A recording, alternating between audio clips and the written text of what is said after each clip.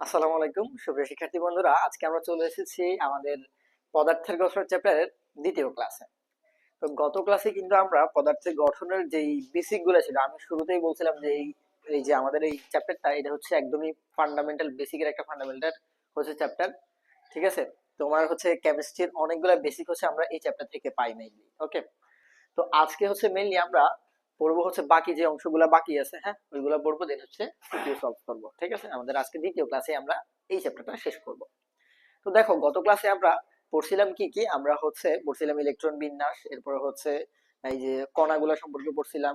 হ্যাঁ, electron, proton, neutron, দেন হচ্ছে আমরা এই যে আমাদের আবহাওয়া নীতি পড়ছিলাম। হ্যাঁ, আজকে আমরা মেইনলি হচ্ছে ইলেকট্রন বিন্যাসের ব্যতিক্রম দিয়ে স্টার্ট করব। ঠিক আছে, তো দেখো, আগে প্রথমে হিডিং দাও যে ইলেকট্রন বিন্যাসের ব্যতিক্রম। ইলেকট্রন বিন্যাসের ব্যতিক্রম। ঠিক আছে, নরমালি আমাদের ইলেকট্রন বিন্যাস আমরা যেভাবে করি, হ্যাঁ ওইভাবেই তো ইলেকট্রন বিন্যাস হয়। ঠিক আছে, কিন্তু কিছু কিছু মৌলে দেখা যায় যে এই ইলেকট্রন বিন্যাস মানে না, বুঝছো? মানে হচ্ছে আমরা নর্মাল নিয়মে যেভাবে করি ওই নিয়মে হয় না, অন্য নিয়ম হয় একটু। এটাকেই মেনলি ব্যতিক্রম বলে। আর একটা জিনিস মাথায় রাখবা যে কেমিস্ট্রিতে ব্যতিক্রম মানে ইম্পর্টেন্ট। ওকে, তার মানে হচ্ছে এটা খুবই ইম্পর্টেন্ট একটা টপিক। ঠিক আছে, তো দেখো, প্রথমত যদি আমরা ব্যতিক্রমের ভিতরে দেখি, সেটা হচ্ছে আমাদের ক্রোমিয়াম 24। এই যে ক্রোমিয়ামের ইলেকট্রন বিন্যাস যদি তুমি করো, তখন দেখবে হচ্ছে এখানে ব্যতিক্রম পাবা। ঠিক আছে, তো দেখো একটু ক্রোমিয়াম 24 যদি আমি ইলেকট্রন বিন্যাস করি যে 1s2 ইলেকট্রন বিন্যাস, তো আগের ক্লাসে আমি শিখাইছি, যারা পারো না আগের ক্লাসটা দেখে আসো। আর না হলে আগের ক্লাসে তো ডিটেলস আমি শিখাই নাই, আমি ডিটেলস শিখাইছিলাম হচ্ছে আমাদের পডেশনের চ্যাপ্টার যেটা, ওইটাতে। ঠিক আছে, পডেশনের 2 শর্টের ফার্স্ট লেকচারটাতে তোমরা হচ্ছে ইলেকট্রন বিন্যাসটা পাবা। ওকে, তো দেখো 1s2, 2s2, 2p কত হবে, 2p6, 3s2, 3p6। ওকে, এরপরে কত, 4s2, কয়টা কয়টা হয়েছে দেখো, 2 4 6 10। ঠিক আছে, এই যে 20টা হয়েছে, 24 হবে, তাহলে কত হবে, 3d4 হবে। ওকে, আচ্ছা, নর্মাল ইলেকট্রোমিটার হওয়ার কথা ছিল কি এরকম যে 1s2, 2s2, 2p6, 3s2, 3p6, 4s2, 3d4। এই যে দেখো ইলেকট্রন কি 24টা হয়েছে কিনা মিলাও একটু, 2 2 4 4 6 কত, 10 10 2 কত, 12 12 6 কত, 18 18 2 20 20 4 কত, 24। ওকে, হয়েছে। এখন মেইনলি আমাদের স্থিতিশীলতা বুঝতে হবে, মানে হচ্ছে স্টেবিলিটি। বুঝছো? আমাদের এই যে যখন মাথায় রাখবে একটা জিনিস যে পি পিতে সর্বোচ্চ কয়টা ইলেকট্রন থাকতে পারে, আমরা পড়ছিলাম না, 6টা ইলেকট্রন থাকতে পারে। কয়টা? 6টা। আর এসে কয়টা থাকতে পারে, এসে 2টা। ঠিক আছে, এরপর ডি তে সর্বোচ্চ কয়টা থাকতে পারে, 10টা থাকতে পারে। ঠিক আছে, আর এফ এ থাকতে পারে 14টা। এটা আমরা একদম গত ক্লাসে দেখছিলাম। ঠিক আছে, তো দেখো এস এ সর্বোচ্চ 2টা ইলেকট্রন থাকতে পারে, এই যে এই জন্য দুইটা দুইটা করে বসছে। পি তে সর্বোচ্চ কয়টা, 6টা, এই যে লাস্ট 6টা বসছিল। ঠিক আছে, এরপরে ডি তে থাকতে পারে 10টা। ঠিক আছে, 10টা থাকতে পারে। এখন আমাদের কাছে লাস্টে 4টা ছিল, ওই জন্য আমরা 4টাই দিয়ে দিছি। বুঝছো কিনা? বুঝতে পারে 10টা, ঠিক আছে সর্বোচ্চ। এখন তোমার কাছে আছে 4টা, তুমি কি 10টা দিতে পারবা? পারবা না কিন্তু। ঠিক আছে, আচ্ছা, আর এফ এ 14টা। এখন মাথায় রাখবা, যখন এই যে এরকম অবস্থায় থাকে, মানে হচ্ছে পূর্ণ অবস্থায় থাকে, ধরো এসে থাকতে পারে 2টা, তুমি দিলেও 2টা, তার মানে কি এই অবস্থাটা হচ্ছে পূর্ণ অবস্থা। ঠিক আছে, এরপরে হচ্ছে পি পিতে থাকতে পারে 6টা, তুমি দিলেও কয়টা, 6টাই, তাইলে এটা কি পি এর পূর্ণ অবস্থা। এরপর হচ্ছে ডি ডিতে থাকতে পারে কয়টা, 10টা, আসো 10টা, বা তুমি দিলেও 10টা। ঠিক আছে, তাহলে কি এটা পূর্ণ অবস্থা। এতেও সেম ভাবে থাকতে পারে 14টা, তুমি দিলেও 14টা, তাহলে কি এটা পূর্ণ অবস্থা। এখন দেখো তো, যদি এটা আমরা অর্ধেক করি, যেমন এসে এই যে 2টা থাকতে পারে, এসে 2টা যদি অর্ধেক হয় তাহলে কত হবে, একটা। এরপর পিতে কয়টা, 3টা, অর্ধেক। ঠিক আছে, 10-এ কয়টা, মানে দিতে দিতে হচ্ছে 5টা, এবং এফে হচ্ছে 7টা। এখন এই যে যদি অর্ধেক পরিমাণ ইলেকট্রন থাকে, ধরো এসে থাকতে পারে 2টা, কিন্তু এর অর্ধেক পরিমাণ আছে, মানে হচ্ছে একটা আছে। একইভাবে পিতে থাকতে পারে 6টা, কিন্তু এর অর্ধেক পরিমাণ আছে, মানে হচ্ছে 3টা আছে। এরপর ডি তে থাকতে পারে 10টা, কিন্তু আছে কয়টা, 5টা, অর্ধেক, 10-এর অর্ধেক। এরপর এফ এ থাকতে পারে 14টা, তবে আছে কয়টা, 7টা, 14-এর অর্ধেক আছে। তাহলে ওই অবস্থাটাকে আমরা বলবো হচ্ছে কি, অর্ধপূর্ণ অবস্থা। কি বলবো, অর্ধপূর্ণ অবস্থা। তাহলে এটা হচ্ছে পূর্ণ অবস্থা। এই যে একটু লিখে নাও, এটা হচ্ছে কি, এটা হচ্ছে পূর্ণ অবস্থা, পূর্ণ অবস্থা। আর ওইটা হচ্ছে কি, অর্ধপূর্ণ অবস্থা। অর্ধপূর্ণ, অর্ধপূর্ণ মানে হচ্ছে অর্ধেক পূর্ণ আর কি, বুঝছো নি? অর্ধ মানে তো অর্ধেক, অর্ধপূর্ণ অবস্থা। ওকে, তো মাথায় রাখবা, এই যে পূর্ণ অবস্থা এবং অর্ধপূর্ণ অবস্থা, এই দুইটা অবস্থায় হচ্ছে অরবিটাল গুলো স্থিতিশীল থাকে। কি থাকে, স্থিতিশীল থাকে।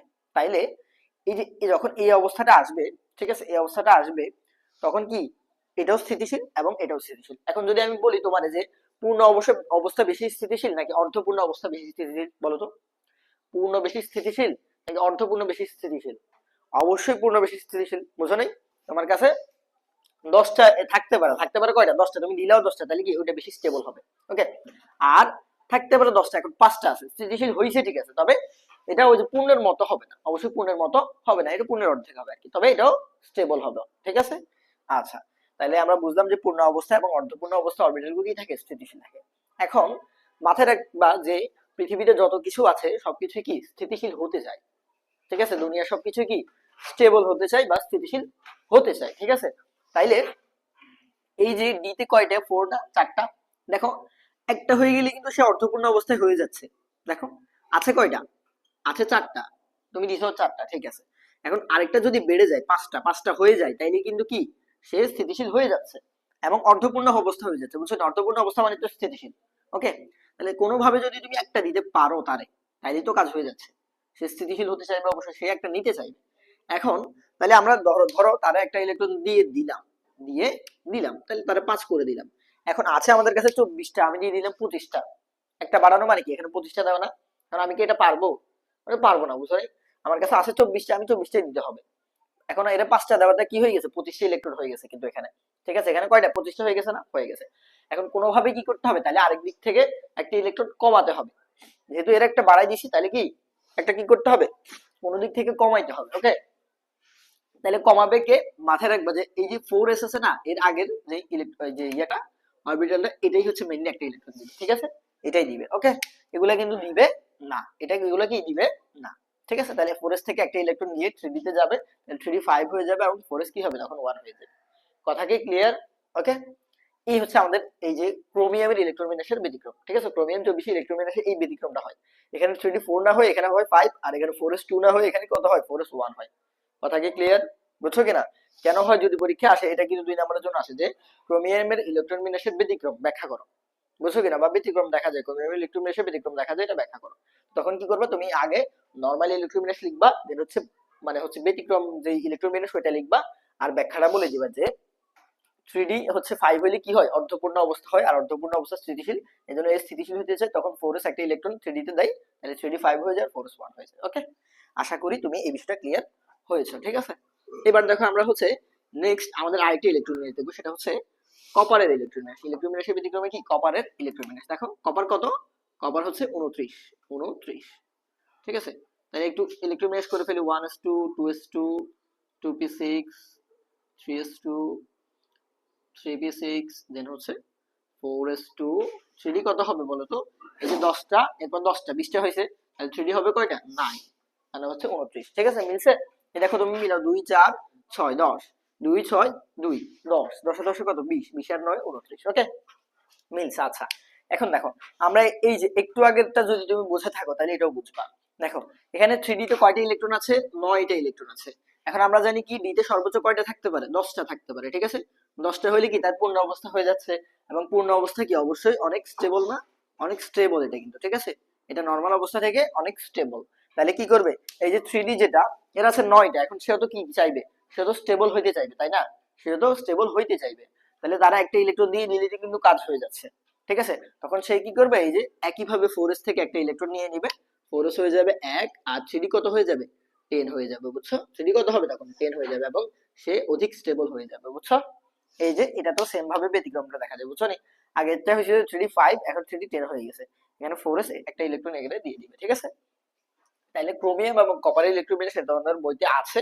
আরো অনেকগুলো ইলেকট্রন বিন্যাস আছে ব্যতিক্রম, তো ওইগুলো তোমাদের পরীক্ষায় বেশিরভাগ ক্ষেত্রেই আসে না। ঠিক আছে, তো তোমরা এই দুইটা ইলেকট্রন বিন্যাসের ব্যতিক্রমটা শিখে যাবা, এবং পরীক্ষায় দুটো থেকে একটা শিওর আসবেই। ঠিক আছে, ওকে, তাহলে আমাদের ইলেকট্রন বিন্যাসের ব্যতিক্রম এই পার্টটুকু শেষ। ঠিক আছে, আলহামদুলিল্লাহ আমাদের এইটুকু শেষ। এবার আসো আমরা হচ্ছে আমাদের খুবই খুবই ইম্পর্টেন্ট একটা টপিক, এবং সিকিউর জন্য ইম্পর্টেন্ট, যেটা এবং গ এবং ঘতে আসে বেশিরভাগ।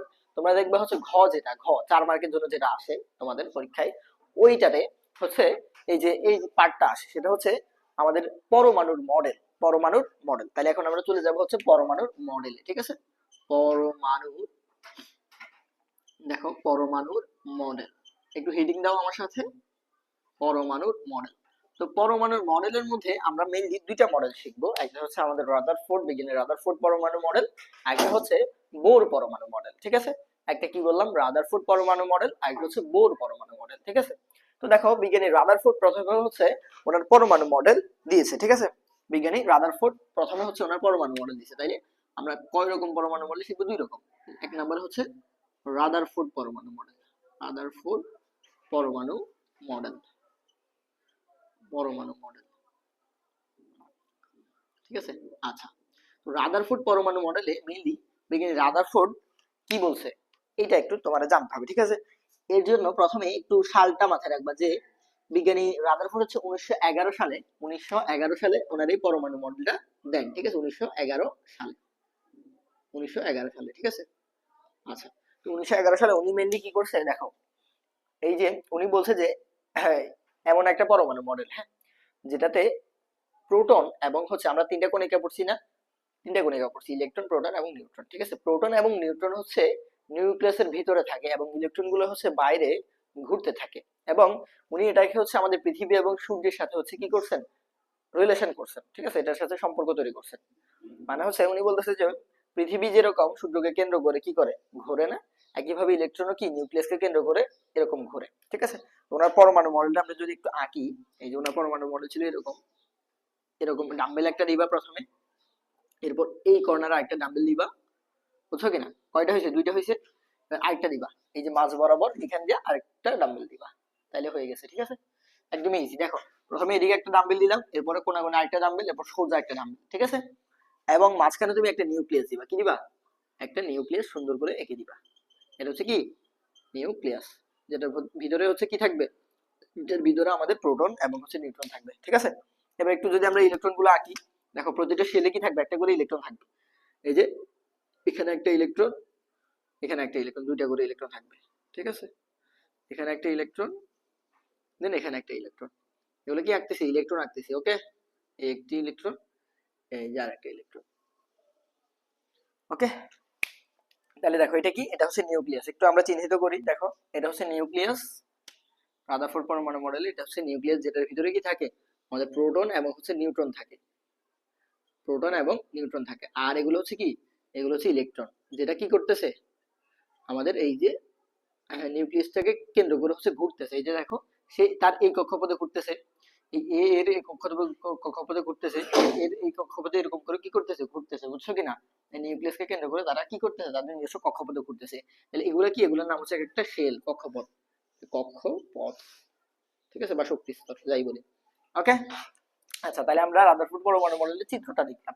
এখন উনি কি করছে, তাইলে উনি হচ্ছে কি করছে, আমাদের সূর্য যেরকম কি করে, সূর্যের চারপাশে যেরকম পৃথিবী ঘোরে, একইভাবে ইলেকট্রন গুলো নিউক্লিয়াসের চারপাশে ঘোরে, এরকমই কি দিছে, মতবাদ দিছে উনি, যে উনি এটার সাথে হচ্ছে সূর্যের এই যে সম্পর্কটার সাথে আমাদের হচ্ছে এটা সম্পর্কটা কি করছে, আমাদের মডেলের সম্পর্ক মানে পরমাণু মডেলের সম্পর্কটা কি করছে, স্থাপন করছে। তাই এই আমাদের এই রাদারফোর্ড পরমাণু মডেল যেটা, এটাকে সৌর মডেলও বলা হয়। বাস প্রথম হচ্ছে solar system model, solar system. Solar কেন বুঝছো তো, যেহেতু সূর্যের সাথে রিলেটেড, এই মডেলটা কি সূর্যের সাথে রিলেটেড, যেহেতু সোলার সিস্টেম মডেল বলে, অথবা এটাকে সৌর মডেলও বলে, সৌর মডেল, সৌর মডেল। তবে মাথায় রাখবা এটার আরেকটা নামও আছে, তার একটা নাম হচ্ছে নিউক্লিয়ার মডেল। কি মডেল? Nuclear model. ঠিক আছে, তো পরীক্ষায় মাঝে মাঝে এগুলো আসে, অপর নামগুলো আর কি, তোমার হচ্ছে বহুপদী এমসিকিউ গুলোতে আসতে পারে যে রাদারফোর্ড পরমাণু মডেলের অপর নামগুলো কি কি। একটা হচ্ছে সোলার সিস্টেম মডেল, আরেকটা হচ্ছে সৌর মডেল, আরেকটা হচ্ছে কি নিউক্লিয়ার মডেল। আর এমনিতে তো নর্মাল নাম হচ্ছে বিজ্ঞানী রাদারফোর্ড পরমাণু মডেল। ঠিক আছে, তাহলে কত সালে হয়েছে? 1911 সালে। ঠিক আছে, উনি এটা আবিষ্কার করছে। দেন হচ্ছে এটাকে কি করা হয়েছে, এটাকে সূর্যের সাথে রিলেট করা হয়েছে। এবং উনি বলতেছে যে নিউক্লিয়াসের কি করে, চারপাশে হচ্ছে ইলেকট্রন গুলো নিজস্ব কক্ষপথে এরকম ঘুরতে থাকে। ঠিক আছে, আচ্ছা, তো মেইনলি উনি কিন্তু আসলে ওই যে এই যে নিউক্লিয়াস বা আমাদের যে কক্ষপথ গুলো আছে না, এই কক্ষপথের আকারের ধারণাতে দিতে পারে নাই। তো আমরা ওনার সীমাবদ্ধতা একটু পরেই পড়বো। ঠিক আছে, ওনার সীমাবদ্ধতা কি কি ছিল এগুলো একটু পরেই আমরা কি করব, পড়বো। ঠিক আছে, আচ্ছা, তো চলো এখন আমরা সীমাবদ্ধতায় চলে যাই। তাহলে এটা হচ্ছে আমাদের রাদারফোর্ড পরমাণু মডেল আমরা পড়ে ফেললাম। ঠিক আছে, এবার আসো ওনার পরমাণু মডেলটা সীমাবদ্ধতা, সীমাবদ্ধতা চিত্রটা থাকুক, আমি হচ্ছে পাশে দিয়ে লিখি। এই যে দেখো, সীমাবদ্ধতা, এটাও ইম্পর্টেন্ট কিন্তু। ঠিক আছে, এই যে পরমাণু মডেলে যা পড়াবো সবই ইম্পর্টেন্ট এবং পরীক্ষায় আসতে পারে। সীমাবদ্ধতা, তাহলে সীমাবদ্ধতা কি কি? প্রথম সীমাবদ্ধতা হচ্ছে উনি এই যে কক্ষপথ গুলা বলছে না, এই কক্ষপথ গুলার মেইনলি নির্দিষ্ট যে আকার আছে, হ্যাঁ, নির্দিষ্ট কতটুকু আকার হইতে পারে এর সম্পর্কে কোনো ধারণা দেন নাই ওনার পরমাণু মডেলে, এর সম্পর্কে কোনো ধারণা ছিল না, ঠিক আছে। তাইলে পরমাণু কক্ষপথ সম্পর্কে নির্দিষ্ট কোনো ধারণা নেই, আমরা লিখবো এরকম যে পরমাণুর কক্ষপথ বা শক্তি স্তর, কক্ষপথ সম্পর্কে সম্পর্কে নির্দিষ্ট কোনো ধারণা নেই, নির্দিষ্ট কোনো ধারণা এই মডেলে পাওয়া যায় না, ঠিক আছে। নির্দিষ্ট কোনো ধারণা এই মডেলে পাওয়া যায় না, ঠিক আছে। এরপরে উনি যেই মানে ঝামেলাটা করছে সেটা হচ্ছে উনি কি করছে, আমাদের এই যে সূর্যের সাথে হচ্ছে আমাদের এই মডেলটা কি করছে, তুলনা করছে সূর্য এবং পৃথিবীর যে ঘূর্ণন এটার সাথে হচ্ছে আমাদের ইলেকট্রন এবং নিউক্লিয়াসের যে ইলেকট্রনের ঘূর্ণনটা, হ্যাঁ, নিউক্লিয়াসের সাপেক্ষে। তো এটা হচ্ছে মেইনলি উনি ম্যাচ করছে আর কি। কিন্তু আসলে এটা ম্যাচ করা ওনার উচিত হয়নি। কেন হয়নি? কারণ হচ্ছে আমাদের এই যে ইলেকট্রন প্রোটন, আমরা জানি যে ইলেকট্রন হচ্ছে নেগেটিভ আধানযুক্ত এবং প্রোটন হচ্ছে পজিটিভ আধানযুক্ত, আমরা গত ক্লাসে এটা পড়ছি। এবং নিউট্রন কি আধান নিরপেক্ষ, নিউট্রনের কোনো আধান নেই, ঠিক আছে। তাইলে এই যে ইলেকট্রন প্রোটন এগুলা কি আধানযুক্ত বস্তু না? এগুলো আধানযুক্ত বস্তু। কিন্তু আমাদের পৃথিবী সূর্য এগুলা আধানহীন, মানে হচ্ছে চার্জহীন বা আধান নিরপেক্ষ। আধান নিরপেক্ষ বলা যায় না, চার্জহীন বললেই ভালো হয়। তো চার্জহীন বস্তু, তাহলে চার্জহীন বস্তুর সাথে একটা চার্জযুক্ত বস্তু তুলনা করা এটা আসলে মোটেই কিনা উচিত না। তাইলে উনি কি করছে দেখো, চার্জহীন বস্তুর সাথে, হ্যাঁ, এই যে ইলেকট্রন প্রোটন কি চার্জযুক্ত, আমি একটু সংক্ষেপে লিখে দিচ্ছি, তুমি বিস্তারিত লিখে নিবা। যে চার্জহীন বস্তুর সাথে, চার্জহীন বস্তুর সাথে চার্জযুক্ত বস্তু, চার্জযুক্ত চার্জযুক্ত বস্তুকে কি ইলেকট্রন প্রোটন, ঠিক আছে। আর চার্জহীন বস্তু হচ্ছে আমাদের পৃথিবী সূর্য এগুলো আর কি। চার্জযুক্ত বস্তুর তুলনা তুলনা ঠিক হয়নি, তুলনা করা কি হয়নি, তুলনা করা ঠিক হয়নি, বুঝছো? এটা উনি করছে আর কি, তবে এটা মোটেই উচিত হয়নি, ঠিক আছে। এরপরে উনি কিন্তু একটু যদি দেখো যে উনি হচ্ছে এই যে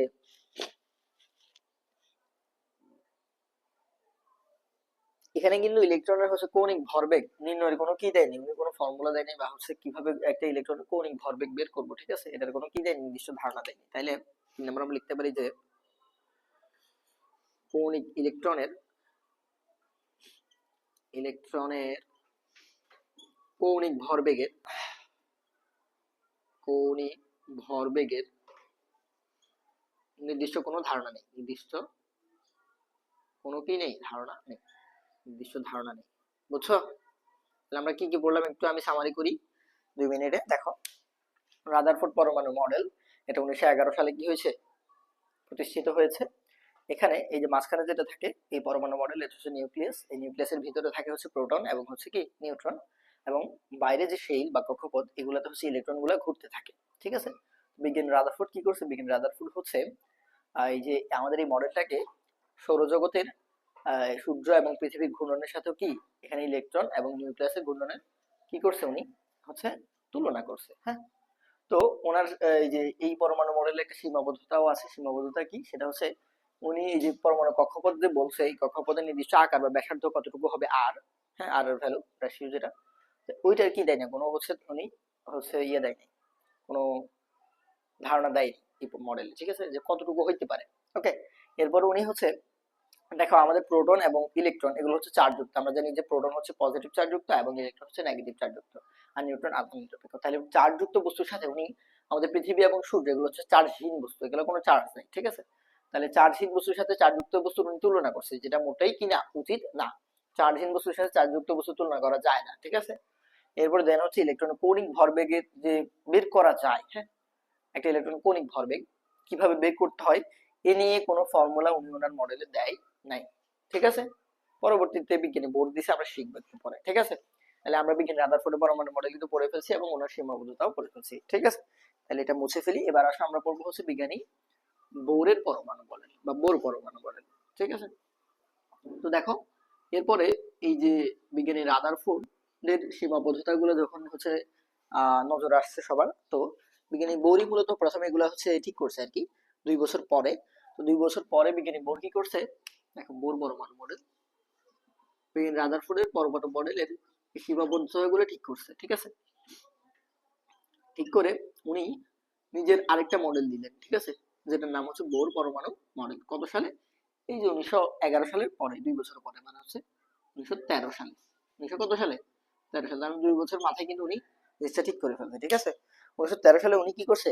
ওনার একটা পরমাণু মডেল দিছে, এবং এই পরমাণু মডেলে উনি কিন্তু যে যে যে জিনিসগুলা হচ্ছে রাদারফোর্ডের বাকি ছিল, হ্যাঁ, রাদারফোর্ডের কি যে যে জিনিসগুলো বাকি ছিল ওইগুলো কিন্তু উনি ঠিক করে ফেলছে। প্রথমত উনি এই যে ইলেকট্রনের, হ্যাঁ, কণিক ভরবেগ সম্পর্কে একটা ধারণা দিছে, যে হচ্ছে আমাদের যে নির্দিষ্ট একটা ব্যাসার্ধ কক্ষপথের, হ্যাঁ, নির্দিষ্ট একটা ব্যাসার্ধের কক্ষপথে কি ইলেকট্রনগুলো ঘুরে, ওই ব্যাসার্ধ নির্ণয়ে কি দিছে, একটা ফর্মুলা দিছে। তো এরই মাধ্যমে কিন্তু কি করছে উনি, কিন্তু আবার ওই যে এই তুলনাটাও করেন নাই, ঠিক আছে, এই যে তুলনাটা করছিল সূর্যের সাথে পৃথিবীর সাথে, ঠিক আছে। আচ্ছা, তাইলে আমরা এখান থেকে যে জিনিসগুলো পাই সেটা হচ্ছে বোর পরমাণু মডেলে উনি কি দিছে, একটা ফর্মুলা দিছে কৌণিক ভরবেগ নির্ণয়ের। তাহলে কৌণিক ভরবেগ সমান, যেটা খুবই ইম্পর্টেন্ট ম্যাথ আসবে এখান থেকে, কৌণিক ভরবেগ। দেখো কৌণিক ভরবেগ এম ভি আর, কৌণিক ভরবেগ কি M V R equals to NS by 2 pi, 2 pi. এই যে একটা সুন্দর ফর্মুলা উনি দিছে, যেটার মাধ্যমে এক ইলেকট্রনের কৌণিক ভরবেগ বের করা যায়, এবং এখানে আর হচ্ছে কক্ষপথের ব্যাসার্ধ, তুমি কক্ষপথের ব্যাসার্ধ বের করতে পারবা, ঠিক আছে। আর এন হচ্ছে কি শক্তিস্তর সংখ্যা, ঠিক আছে। তাহলে এখানে একটু এই যে যে চলক গুলো আছে এগুলোর একটু পরিচয় লিখে নাও, যে এম হচ্ছে কি, এম হচ্ছে ইলেকট্রনের ভরবেগ, যেহেতু ইলেকট্রনের কৌণিক ভরবেগ না এটা, ইলেকট্রনের, তাহলে এই এম হচ্ছে ইলেকট্রনের ভর আর কি, ইলেকট্রনের কৌণিক ভরবেগ আমরা বের করতেছি সেই যেহেতু, তাহলে এম হবে কি ইলেকট্রনের ভর। একটু পরিচয়গুলো লিখো আমার সাথে। এম হচ্ছে মাস, ইলেকট্রনের ভর, ইলেকট্রনের ভর। দেন হচ্ছে ভি হচ্ছে ইলেকট্রনের বেগ, ইলেকট্রনের বেগ। আর কি? আর হচ্ছে কক্ষপথের ব্যাসার্ধ, কক্ষপথের বা হচ্ছে শক্তি স্তরের ব্যাসার্ধ। দেন হচ্ছে এন কি, এন হচ্ছে কক্ষপথ সংখ্যা বা শক্তি স্তর সংখ্যা, যাই বলি। আর এইচ কি, এইচ হচ্ছে বিজ্ঞানী প্লাঙ্কের ধ্রুবক, যেটা মুখস্থ, ঠিক আছে। প্লাঙ্কের ধ্রুবক, ধ্রুবকটা কি তোমরা কি জানো বলো তো? এই যে দেখো আমি বড় করে এর মান লিখে দিচ্ছি, এর মান হচ্ছে 6.626 ইনটু 10 ইনভার্স 34। ওকে, তাহলে এই যে এটা মাথায় রাখবা, ঠিক আছে। এককটা আমরা বের করতে পারি এখান থেকে, হচ্ছে চাইলে এককটা পরে বের করে নেব, ঠিক আছে। আচ্ছা, তাহলে 2 পাই কি, 2 তো একটা ধ্রুবক, এটা আমরা জানি, ঠিক আছে। আর পাই, পাই তো আমরা সবাই জানি, ছোটবেলা থেকে পড়ে আসতেছে। পায়ের মান কত বলো তো? পায়ের মান কত? 3.1416। ওকে, এতটুকু হইলে হবে, আমাদের বেশি জানা লাগবে না। তাইলে আমি very goes to NS by 2 pi. Okay, আমি very goes to NS by 2 pi, যেখানে এম হচ্ছে ইলেকট্রনের ভর, ভি হচ্ছে ইলেকট্রনের বেগ, আর হচ্ছে কক্ষপথের ব্যাসার্ধ, এন হচ্ছে কক্ষপথ সংখ্যা, এইচ হচ্ছে প্লাঙ্কের ধ্রুবক। প্লাঙ্কের ধ্রুবক কত? 6.626 এবং 10^34। এরপরে 2 হচ্ছে একটা সংখ্যা, আর পাই হচ্ছে কি 3.1416। তাহলে এখান থেকে আমাদের যে কোনো একটা চলক যদি আমাদেরকে বের করতে বলে, হ্যাঁ, আমরা বের করতে পারবো। তবে মাথায় রাখবে এম যেটা, এমও কিন্তু আসলে এখানে কনস্ট্যান্ট একটা ভ্যালু, হ্যাঁ। এম তো ইলেকট্রনের ভর, ইলেকট্রনের ভর তো আর আপ ডাউন করবে না, বুঝো নাই? এটাও কি কনস্ট্যান্ট ভ্যালু, এম এর মানটা মুখস্থ রাখবে। এম এর মান দুইটা, এম এর মান প্রথমত হচ্ছে 9.11 ইনটু 10 ইনভার্স কত 18, এটা হচ্ছে কি গ্রাম। ওকে, তো তুমি যদি কেজিতে না, তাহলে কি করতে হবে, গ্রাম থেকে কেজি নিলে 1000 দ্বারা ভাগ করতে হবে, অথবা কি করতে হবে, এটা গত ক্লাস আমি দেখাইছি, 10 ইনভার্স 3 দ্বারা কি করতে হবে, গুণ করতে হবে। 10 ইনভার্স 3 দ্বারা যদি গুণ করে, দেখো ভিত্তি সেম, ভিত্তি সেম হলে কি করতে হয় বলো তো, গুণের বেলায় পাওয়ার যোগ হয়। তাহলে 10 ইনভার্স 28 আর -3 যোগ করলে কত, -31। এটা কি হবে, কেজিতে চলে যাবে, ঠিক আছে। এই যে কেজিতে হইলে এটা, গ্রামে হইলে কি এটা। ওকে, তাহলে আমরা পাইলাম এম এর মান হচ্ছে 9.11 ইনটু 10 ইনভার্স 31 কেজি। আর ভি হচ্ছে ইলেকট্রন বেগ, এটা অবশ্যই বের করতে হবে, এটা একটা চলক ভ্যারিয়েবল। কক্ষপথের ব্যাসার্ধ আর, এন হচ্ছে কক্ষপথ সংখ্যা, এটা একটা ভ্যারিয়েবল। এইচ প্লাঙ্কের ধ্রুবক বা কনস্ট্যান্ট, এটাও একটা হচ্ছে কনস্ট্যান্ট, এটা ভ্যারিয়েবল না, ঠিক আছে। তো এই রিলেটেড যদি তোমাকে যে কোনো একটা অঙ্ক দেয়, তুমি পারবা বলো তো? বলো তো পারবা? দেখি আমি একটা অঙ্ক দেই তাহলে তোমার। এই যে এই ফর্মুলা দিয়ে এটা কিন্তু আসতে পারে, খুবই ইম্পর্টেন্ট আমাদের বোর পরমাণু মডেল। উনি যে কৌণিক ভরবেগের একটা ফর্মুলা দিয়েছে, I M very equals to NS by 2 pi. আচ্ছা দেখো, ধরো বলো যে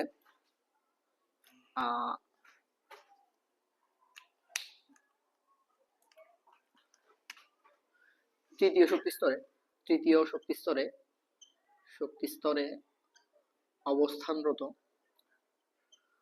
অবস্থানরত কোন ইলেকট্রনের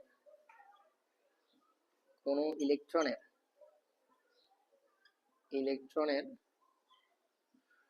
হ্যাঁ কি বের করবো, এটা কৌণিক ভরবেগ কত হবে, একদম ইজি করে দিলাম। কৌণিক ভরবেগ কত পারবা এটা বলো তো, কে কি পারবা?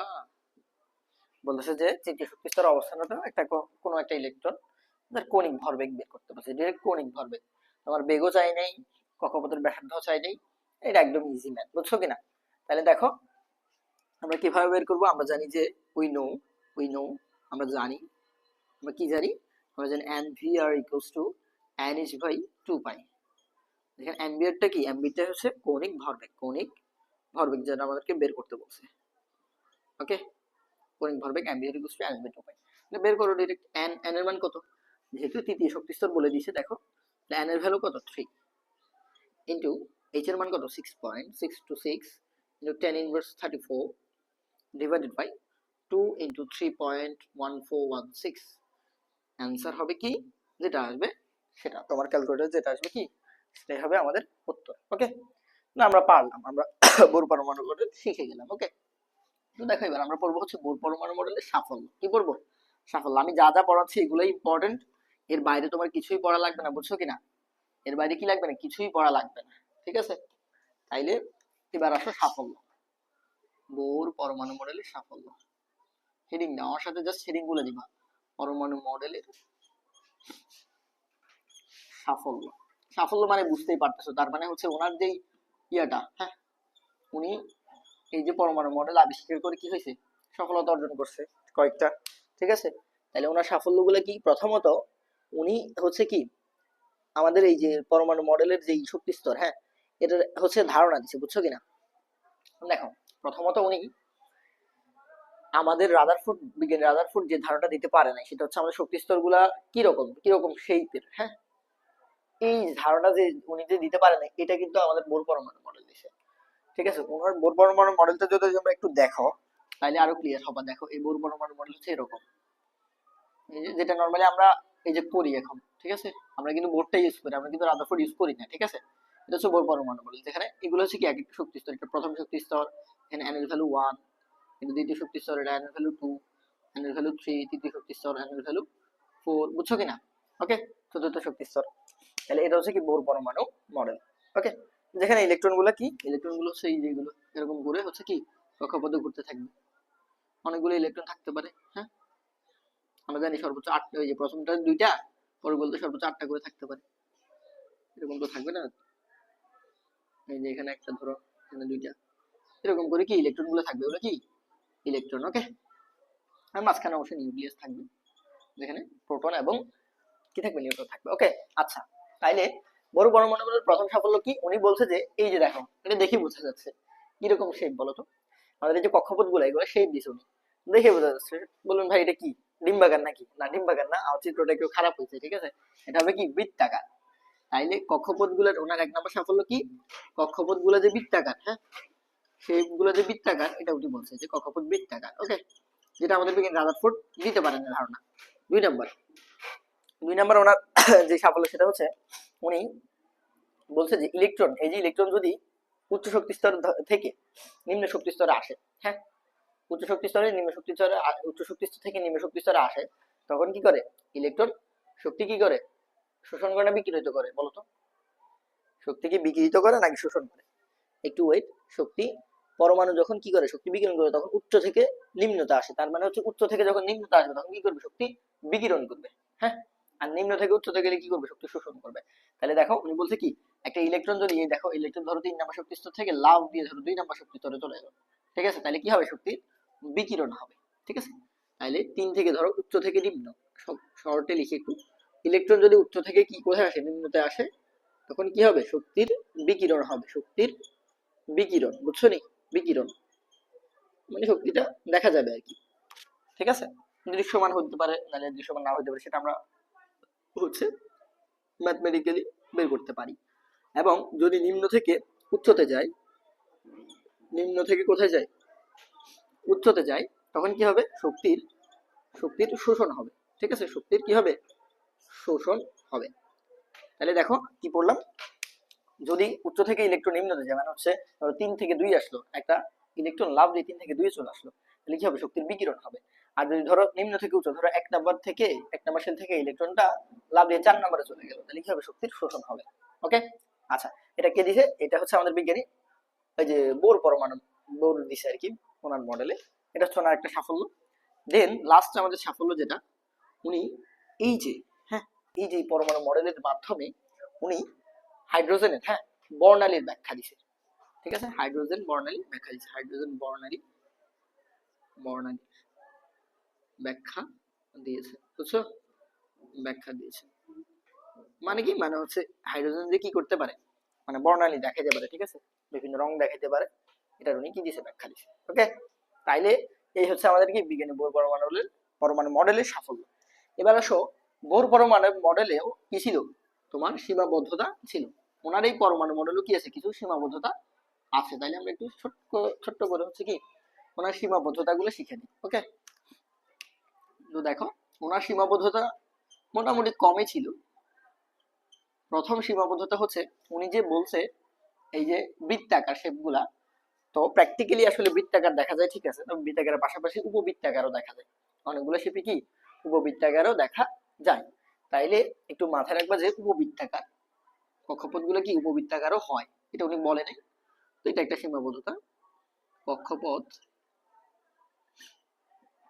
বৃত্তাকার তো হয়, ঠিক আছে, বৃত্তাকার হয়, ঠিক আছে, এটা সীমাবদ্ধতা না, তবে উপবৃত্তাকার এটা হচ্ছে সীমাবদ্ধতা, উপবৃত্তাকার হয়, ঠিক আছে, উপবৃত্তাকার হয়, এটা হচ্ছে সীমাবদ্ধতা না। ওকে, 2 নাম্বার কি, 2 নাম্বার হচ্ছে উনি হাইড্রোজেন ছাড়া, হ্যাঁ, হাইড্রোজেন মানে হচ্ছে এক পারমাণবিক যেই মৌল, এটা ছাড়া অন্য কোনো মৌলের পারমাণবিক বর্ণালী উনি কি করতে পারে না, ব্যাখ্যা করতে পারে নাই। তার মানে হাইড্রোজেন ছাড়া অন্য কোনো মৌলের কিন্তু মানে হচ্ছে বর্ণালী এই পরমাণু মডেল দিয়ে ব্যাখ্যা করা যায় না। তাহলে লিখে নাও যে হাইড্রোজেন ব্যতীত, হাইড্রোজেন ব্যতীত অন্য কোনো মৌলের, অন্য কোনো মৌলের মৌলের বর্ণালী, বর্ণালী ব্যাখ্যা করা যায় না, বর্ণালী করা যায় না, ব্যাখ্যা করা যায় না। ওকে, আচ্ছা, এবং লাস্ট ওনার যে সীমাবদ্ধতা সেটা হচ্ছে উনি কি করছে, উনি বলছিল যে বোরের পারমাণবিক মডেল যেটা 1 শক্তি স্তরে 19 শক্তি স্তরে যদি ইলেকট্রন যায়, ঠিক আছে, বর্ণালীতে একটা মাত্র রেখা দেখা যায়। উনি বলতেছিল যে এই যে ধরো ইলেকট্রনটা যদি 2 থেকে 3 যায়, ঠিক আছে, কথার কথা, তাহলে কি হয়, একটা বিকিরিত বা হচ্ছে কি একটা শোষিত একটা রশ্মি দেখা যায়, ঠিক আছে, বিকিরণ হলে বেশিরভাগ দেখা যায়, উচ্চ থেকে ধরে নিম্নতে আসলে কি হয়, তোমার একটা বিকিরিত রশ্মি দেখা যায়। তো উনি বলছে একটা রশ্মি দেখা যায়, কয়টা, একটা, জাস্ট একটা। কিন্তু প্র্যাকটিক্যালি এই একটা রশ্মির ভিতরে অনেকগুলো ক্ষুদ্র ক্ষুদ্র রশ্মি দেখা যায়, ঠিক আছে, একটার ভিতরে কি অনেকগুলো ক্ষুদ্র ক্ষুদ্র রশ্মি দেখা যায়। তো এটা একটা সীমাবদ্ধতা, ঠিক আছে। তাইলে বিকিরিত বিকিরিত বিকিরিত রশ্মিটি একটির পরিবর্তে, একটির পরিবর্তে অনেকগুলো ক্ষুদ্র ক্ষুদ্র, অনেকগুলো ক্ষুদ্র ক্ষুদ্র রশ্মি সমন্বয়ে গঠিত, ক্ষুদ্র ক্ষুদ্র রশ্মি সমন্বয়ে গঠিত, বুঝছো, এই হচ্ছে আমাদের কাহিনী, ঠিক আছে। তাইলে এই হচ্ছে বিজ্ঞানী বোর পরমাণু মডেলের 3টা সীমাবদ্ধতা, যে কক্ষপথ উনি বলছে কি বৃত্তাকার, তবে উপবৃত্তাকারও হয়। হাইড্রোজেন ব্যতীত ওই বোর পরমাণু মডেল দিয়ে জাস্ট হাইড্রোজেনের বর্ণালী কিন্তু ব্যাখ্যা করা যায়, কিন্তু অন্য কোনো মৌলের বর্ণালী ব্যাখ্যা করা যায় না। এবং বিকিরিত রশ্মি যেটা বলছে উনি, উনি বলছে একটা রশ্মি দেখা যাবে, কিন্তু প্র্যাকটিক্যালি দেখা যায় যে একটা রশ্মির ভিতরে অনেকগুলো ছোট ছোট ক্ষুদ্র ক্ষুদ্র রশ্মি দেখা যায়, ঠিক আছে। তো এটা একটা সীমাবদ্ধতা। তাহলে আমরা বিজ্ঞানী বোর পরমাণু মডেল পড়ে ফেলছি, এরই মাধ্যমে আমাদের পরমাণু মডেল শেষ, ঠিক আছে। এবার আসো আমাদের যেটা নিয়ে পড়তে হবে সেটা, পরের টপিক গুলা মানে আনলেস ইম্পর্টেন্ট বলতে গেলে, বুঝছো, আসলে এত পরীক্ষা আসে না, তবে একটু একটু আমি দেখাই দিব যেহেতু বইতে আছে, ঠিক আছে। প্রথমত হচ্ছে তোমাদের এই যে পারমাণবিক ভর এবং আপেক্ষিক পারমাণবিক ভর, হ্যাঁ, এটা আইসোটোপের সাথে কিছুটা রিলেটেড। তাহলে একটু লিখো যে পারমাণবিক ভর, পারমাণবিক ভর ও আপেক্ষিক পারমাণবিক ভর। মানে হচ্ছে আপেক্ষিক পারমাণবিক ভর, পারমাণবিক ভর। ঠিক আছে, হেডিং দাও একটু। তাহলে পারমাণবিক ভর এবং হচ্ছে আমরা এখন কি আপেক্ষিক পারমাণবিক ভর নিয়ে জানবো। ঠিক আছে, তো দেখো তুমি যদি দেখো নরমালি এই হাইড্রোজেনের এই যে পারমাণবিক ভর কত, একটা এক। তাহলে হাইড্রোজেন অণুর এই যে পারমাণবিক ভর কত বলো তো, 2। ঠিক আছে, কথা কি বুঝতেছো? আচ্ছা, না বুঝতে সমস্যা নেই, তোমার একটু আমি দেখাই। আমরা একটু আগে কি দেখছি দেখো তো, নরমালি পারমাণবিক ভর যেটা, পারমাণবিক ভর বা ভর, পারমাণবিক ভরের আরেকটা নাম কি, ভর সংখ্যা না, ভর সংখ্যা, ভর সংখ্যা। হ্যাঁ, তাহলে ভর সংখ্যা আমরা বের করার একটা কি দেখছিলাম, একটা টেকনিক কিন্তু দেখছিলাম। হ্যাঁ, পারমাণবিক ভর বের করার একটা টেকনিক দেখছিলাম, সেটা হচ্ছে মানে ভর সংখ্যা বের করার একটা টেকনিক ছিল যে পারমাণবিক ভর থেকে তুমি হচ্ছে কি পারমাণবিক সংখ্যা বিয়োগ দিতা, বিয়োগ দিলে ও না নিউট্রন সংখ্যা পাইতে আর কি। ঠিক আছে, তাইলে নরমালি তুমি একটু চিন্তা করো, দাঁড়াও, ওয়েট ওয়েট ওয়েট ওয়েট পারমাণবিক ভর দেখো, তাহলে সেটা হচ্ছে এত, পরমাণু নিউক্লিয়াস উপস্থিত প্রোটন এবং নিউট্রনের সংখ্যার যোগফল। আচ্ছা দেখো, পারমাণবিক ভর ছিল এরকম, একটু ওয়েট, পারমাণবিক ভর বা ভর সংখ্যা ছিল, আমি একটু লিখি দাঁড়াও তাহলে তুমি বুঝবা। ভর সংখ্যা ছিল একটা মৌলে ইলেকট্রন সংখ্যা, হ্যাঁ, এবং হচ্ছে নিউট্রন সংখ্যা, এই দুইটার কি যোগফল, এই দুইটার যোগফল।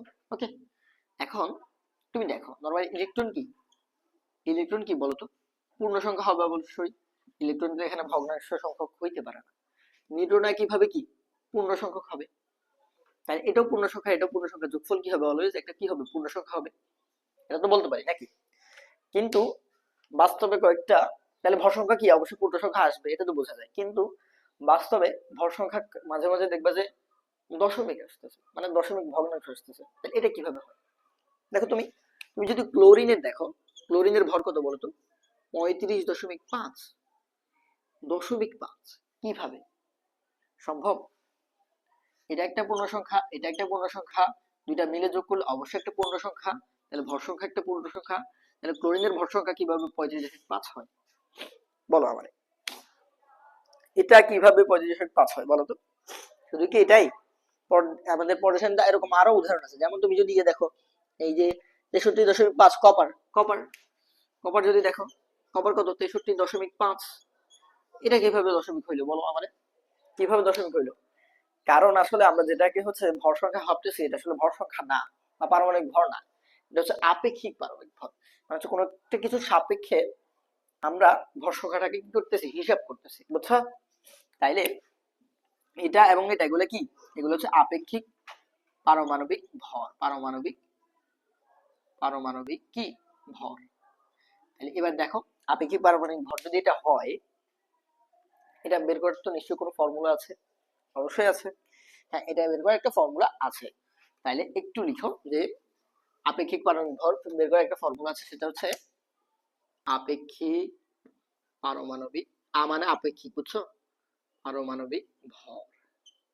এটা বের করার ফর্মুলা হচ্ছে মৌলের, মৌলের উপর হচ্ছে মৌলের একটি পরমাণুর ভর, একটি পরমাণুর ভর, কেমন, হ্যাঁ, একটি পরমাণু, পরমাণুর ভর নিচে হচ্ছে কার্বন, কার্বন 12 আইসোটোপের পারমাণবিক ভরের 1/12 অংশ, কার্বন 12 আইসোটোপের কি, আইসোটোপের পারমাণবিক ভরের 1/12 অংশ। এখন এটা দেখে অনেকেই নিচে যেটা ভেবা থেকে খেয়ে যেতে পারো, আসলে এটা আহামরি কঠিন কিছুই না। তুমি মাথায় রাখবা কার্বন 12 আইসোটোপের পারমাণবিক ভর 1/12 অংশ, এটার একটা নির্দিষ্ট একটা ভ্যালু আছে, এটা একটা কনস্ট্যান্ট ভ্যালু। ঠিক আছে, এটা মুখস্থ রাখলে হয়েছে, এটার ভ্যালু হচ্ছে 1.66 ইন্টু 10 ইনভার্স 24 গ্রাম, 1.66 ইন্টু 10 ইনভার্স 24 কি অবশ্যই গ্রাম। ওকে, এটা হচ্ছে কি কার্বন 12 এর 1/12 অংশের কি ভর, বুঝছো? মানে এই যে এই বাংলা লেখাটা লিখছি না, এটার ভ্যালু হচ্ছে কি 1.66 ইন্টু 10 ইনভার্স 24 গ্রাম। ঠিক আছে, আর উপরে কি মৌলের একটি পরমাণুর ভর, যেটা তোমাকে দেওয়া থাকবে। আর ক্লোরিন যদি বলি, তাহলে ক্লোরিনের একটি পরমাণুর ভর দেওয়া থাকবে, তাহলে বললো যে ক্লোরিনের কি আপেক্ষিক পারমাণবিক ভর বের করো। ঠিক আছে, একটা ম্যাথ করে ফেলি তাহলে আরো ক্লিয়ার হবে। তুমি দেখো বইতে ম্যাথ আছে অনেকগুলা, যেমন দিয়েছে যে অ্যালুমিনিয়ামের একটি পরমাণুর ভর হচ্ছে কত 4.482 ইন্টু 10 ইনভার্স 23 4.482 4.482 ইন্টু 10 ইনভার্স 20 কত লিখছিলাম বলতে গেছি আচ্ছা 23 আচ্ছা গ্রাম ঠিক আছে। তাহলে এবার একটু আমরা ম্যাথটা করি দেখো ম্যাথে কি দিছে দেখো একটু বলতেছে যে অ্যালুমিনিয়ামের একটি পরমাণুর ভর আমি আগে লিখে দিলাম আর কি বুঝছো। এবার প্রশ্নটা বলি অ্যালুমিনিয়ামের একটি একটি পরমাণুর ভর একটি পরমাণুর ভর 4.482 ইন্টু 10 ইনভার্স 26 কেজি। হ্যাঁ এত হইলে অ্যালুমিনিয়ামের আপেক্ষিক পারমাণবিক ভর কত আপেক্ষিক পারমাণবিক ভর কত। খুবই ইজি একটা ম্যাথ তবে ইম্পর্টেন্ট আসতে পারে।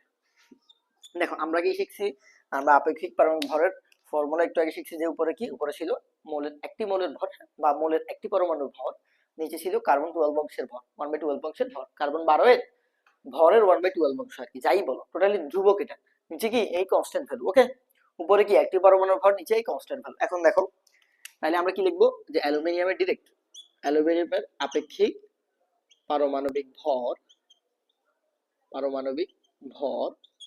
ইকুয়ালস টু ডিরেক্ট লিখবা ঠিক আছে। নিচে কত নিচে অলওয়েজ কনস্ট্যান্ট ভ্যালু এটা কনস্ট্যান্ট ভ্যালু কত কনস্ট্যান্ট ভ্যালু হচ্ছে 1.66 1.66 1.66 ইনটু 10 ইনভার্স 24 ঠিক আছে এতটুকু।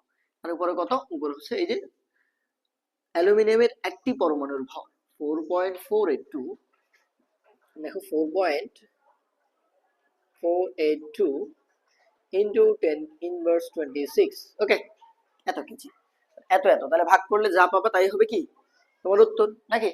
হ্যাঁ তবে তুমি যদি এভাবে করে আসো তোমার একটা জায়গায় ভুল হবে এবং তোমাকে স্যার এভাবে ধুম ধুম করে কি কেটে দিবে বুঝছো কিনা একদম দুটা ক্রস দিয়ে দিবে এরকম। এই যে অ্যালুমিনিয়াম ভর তুমি বের করছো ঠিক আছে সবই ঠিক ফর্মুলাও ঠিক তবে একটা জায়গায় ভুল করছো বুঝছো এবং এটা আমি ইচ্ছা করে দিছি সেটা হচ্ছে দেখো এখানে আমরা যে ভ্যালুটা লিখছিলাম এই যে কার্বন 12 এর ভরের 1/12 অংশের যে ধ্রুবকটা এটা ছিল গ্রামে দেখো 1.6 ইনটু 10 ইনভার্স 24 গ্রাম। আর আমাদের যে ফর্মুলা মানে হচ্ছে একটি পরমাণু ভর দেওয়া আছে হ্যাঁ উপরে এটা কেজিতে দেওয়া ঠিক আছে। উপরে আছে কেজি দেখো উপরে কি ছিল উপরে ছিল কেজি আর নিচে হচ্ছে গ্রাম তাহলে কি ম্যাচ খাইলো না কিন্তু সেম এককে আসতে হবে কারণ হচ্ছে তোমার আপেক্ষিক পারমাণবিক ভর যেটা এটা কিন্তু কোনো একক নাই এটা কি নাই কোনো একক নাই। দেখো তুমি যেটা করছো কেজি এবং গ্রাম করছো না তোমার একক হয়ে যাচ্ছে এটার একক হচ্ছে কেজি পার কি গ্রাম কেজি পার গ্রাম এটা কি পসিবল পসিবল না। তাহলে আপেক্ষিক পারমাণবিক ভরের মাথায় রাখবে কোনো একক নাই কেন একক থাকবে না কারণ তুমি উপর এবং নিচে সেম একক আনবা তাহলে কাটাকাটি চলে যাবে তাই না। তুমি যদি উপরে নিচে সেম একক না আনো তাহলে অবশ্যই কাটাকাটি যাবে না ঠিক আছে। তাহলে মাথায় রাখবা উপরে যদি তুমি গ্রামে রাখো তাহলে নিচেও গ্রাম উপরে যদি কেজিতে রাখো তাহলে নিচেও কেজি ঠিক আছে। আচ্ছা তাহলে দেখো আমাদের উপরেটা কি ছিল উপরেটা কি ছিল গ্রামের ছিল তো আমরা গ্রামেরটা কনভার্ট করবো না ঠিক আছে। এটা যেহেতু আমাদের কনস্ট্যান্ট ভ্যালুটা আমরা মুখস্থ রাখবো যেটা আমাদের দেওয়া থাকবে প্রশ্নে এটা যদি কেজিতে থাকে এটা আমরা গ্রামে নিয়ে নিবো আর গ্রামে থাকলে তো অনেক ভালো জাস্ট বসে দিব গ্রামে থাকলে ডিরেক্ট বসে দিব আর কেজিতে থাকলে গ্রামে নিয়ে নিবো। তাহলে দেখো 10 ইনভার্স 26 কেজি দেওয়া আছে তাহলে এটা গ্রামে নিতে হলে কি করতে হবে বলতো কেজি থেকে গ্রামে নিতে হলে কি করতে হয় 1000 দ্বারা গুণ করতে হয় কেজি থেকে গ্রামে নিলে কি 1000 দ্বারা গুণ বা 10 কিউব দ্বারা গুণ করলে হয়ে যাবে ঠিক আছে। তাহলে এখন দেখো এখানেও গ্রাম এখানেও গ্রাম এই গ্রামে গ্রামে কাটা আলটিমেট কি হবে না এটার কোনো একক থাকবে না যে ভ্যালুটা হবে এটাই হবে কি অ্যান্সার এবং ভ্যালুটা আসবে কত ভ্যালুটা আসবে হচ্ছে এই যে 27 আসবে একটা পূর্ণ সংখ্যা আসবে দেখছো 27 আসবে ভ্যালু এবং এটাই হচ্ছে আমাদের অ্যান্সার। অ্যালুমিনিয়ামের আপেক্ষিক পারমাণবিক ভর কত 27 তুমি বইতে মিলিয়ে দেখো এটাই ওকে। তাহলে আমরা একটা ম্যাথও করে ফেললাম। আচ্ছা তাহলে আমরা এবার আমাদের আপেক্ষিক পারমাণবিক ভর এটা শেষ এবার আসবো আমরা হচ্ছে এবার আমাদের আইসোটোপ কি পড়বো আমরা আইসোটোপ নিয়ে ঠিক আছে।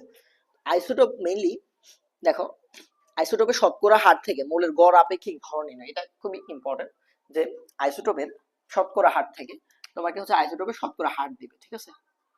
আইসোটোপের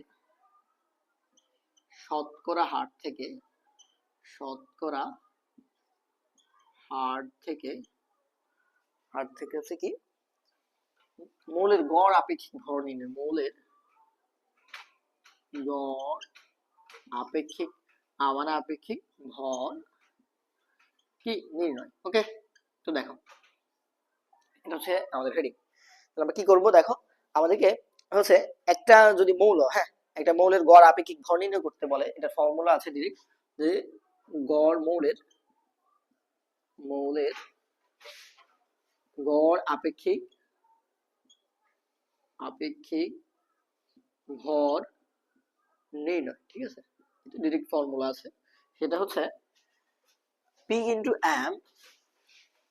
into M plus Q into N, ঠিক আছে, Q into N divided by 100। এখন তোমার তো মাথায় ঢুকতেছে না যে ভাই P কি M কি Q কি N কি, দাঁড়াও পরিচয় দিচ্ছি। আমাদের P হচ্ছে ওয়েট, M এবং N হচ্ছে শতকরা পরিমাণ। M হচ্ছে প্রথম আইসোটোপের শতকরা পরিমাণ, প্রথম আইসোটোপের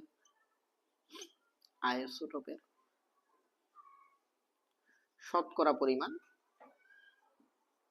আর N যেটা, হ্যাঁ N হচ্ছে দ্বিতীয় আইসোটোপের শতকরা পরিমাণ।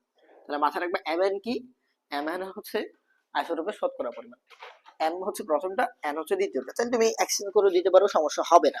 ওকে, আর এবং P এবং Q কি, P এবং Q হচ্ছে তোমার এই যে এটা পারমাণবিক সংখ্যা, আইসোটোপের কি পারমাণবিক সংখ্যা। তাহলে P হচ্ছে প্রথমটার পারমাণবিক সংখ্যা, প্রথমটার পারমাণবিক সংখ্যা, আর Q হচ্ছে কি পারমাণবিক সংখ্যা, হ্যাঁ পারমাণবিক না, পারমাণবিক দাঁড়াও, পারমাণবিক ভর হবে, পারমাণবিক ভর, সরি পারমাণবিক ভর, ঠিক আছে, ভর দিয়ে দিবে।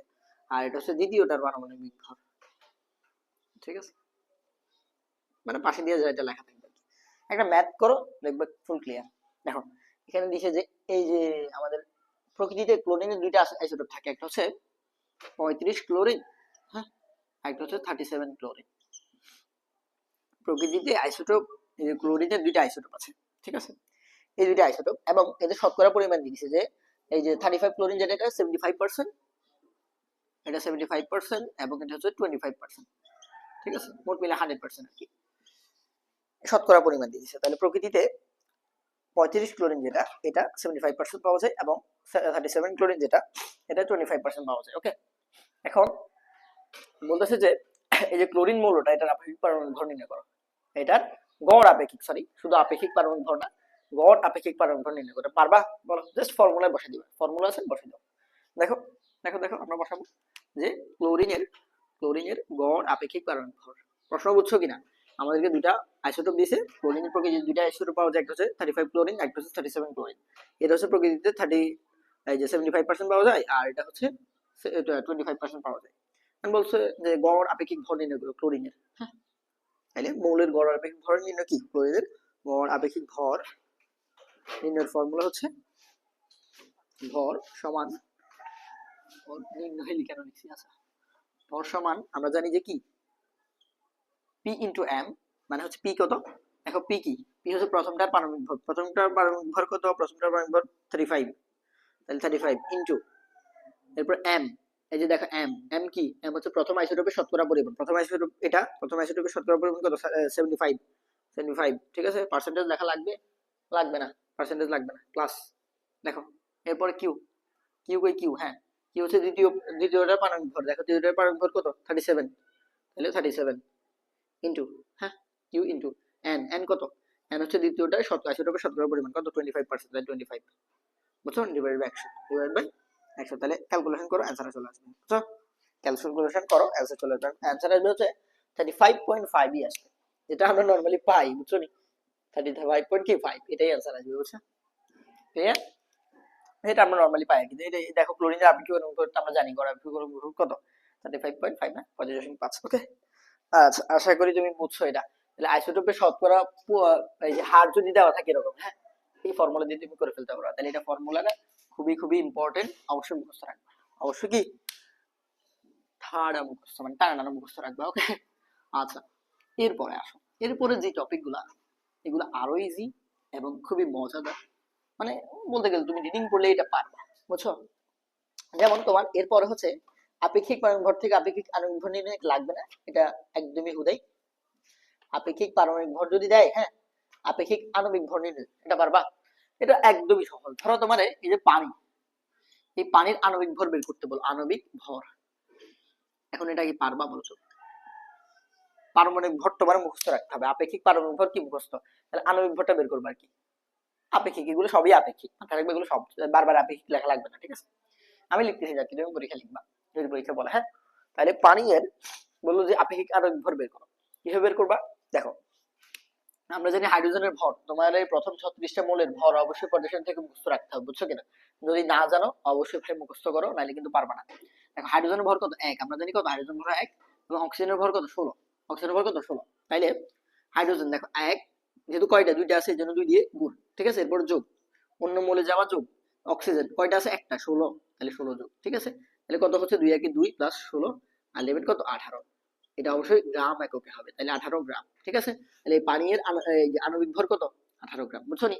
এরকম আসতে পারে, যেমন ধরো তোমার বললো যে H2SO4 সালফিউরিক অ্যাসিড, কি এটার নাম হচ্ছে সালফিউরিক অ্যাসিড, একটু লিখে নাও, সালফিউরিক অ্যাসিড। দেখো তাইলে সালফিউরিক অ্যাসিড যেটা, হ্যাঁ, এটার যদি তোমার আণবিক ভর বের করতে বলে, পারবা? সহজ তো, দেখো চেষ্টা করো আমার সাথে। হাইড্রোজেন কয়টা, একটা, আমার হাইড্রোজেন ভর কত, 1, কয়টা আছে, দুইটা, এই যত 2 দিয়ে গুণ, যতটা থাকবে অত দিয়ে গুণ হবে।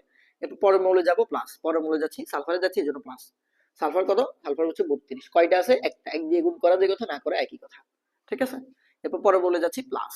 অক্সিজেন কত, একটু আগে দেখছি, অক্সিজেন কত, 16, ঠিক আছে? তাহলে 16, কয়টা আছে, চারটা আছে, এই যে O4, কিন্তু O4, তাহলে 4 দিয়ে গুণ, ঠিক আছে? তাহলে করো এবার ক্যালকুলেশন, 2 একে 2, 32 একে কত, 32 যোগ 400, 416 কত, 416 কত, 440, 4 6 কত, 24, তাহলে কত হবে, 64। এবার যোগ করো, 64 আর 2 কত। আচ্ছা দেখো এভাবে যোগ করো, দেখো তুমি 2 আর আগে 32 যোগ করে ফেলো, 2 আর 32 কত, 34, তাহলে 34 এর 34 এর 4 কত হবে, 34 এর। আচ্ছা দেখো যোগ করবে এভাবে, প্রথমত হচ্ছে 34 হয়েছে, ঠিক আছে? আর এখানে হচ্ছে 64, এই 4 আর 4 যোগ করো, তাহলে কত হইলো, 8 হইলো, ঠিক আছে? আর এখানে 6 আর 3 যোগ করলে কত, 90। 6 আর 3 90 না, মানে এটা যেহেতু দশক স্থানীয় অঙ্ক, ঠিক আছে? তাহলে অবশ্যই 90 হবে। 6 আর 3 যোগ করলে কত, 90। তাহলে দেখো 8 আর 90, তাহলে কত হইলো, 98, দেখছো? 98 কত, 98, শেষ, 98 গ্রাম। ওকে, এইভাবে থিঙ্ক করলে তুমি হাতে করে ফেলতে পারবা, যদি হাতে না পারো তাহলে ক্যালকুলেটর করে ফেলবা, ঠিক আছে? এর ক্যালকুলেটর আছে। সালফিউরিক অ্যাসিড, এখন তোমার যদি আমি কয়েকটা বাড়ি কাজ দিই, পারবা? চেষ্টা করবা, ঠিক আছে? চেষ্টা করবা। দেখো প্রথম হচ্ছে 1 নাম্বার, এটা হচ্ছে এগুলো কি তোমার হোমওয়ার্ক, এগুলো আপেক্ষিক পারমাণবিক ভর বের করা, H3PO4, H3PO4 একটা দিলাম। এরপর 2 হচ্ছে হাইড্রোক্লোরিক অ্যাসিড, HCl। 3 হচ্ছে, তুমি এগুলো করবা, ঠিক আছে?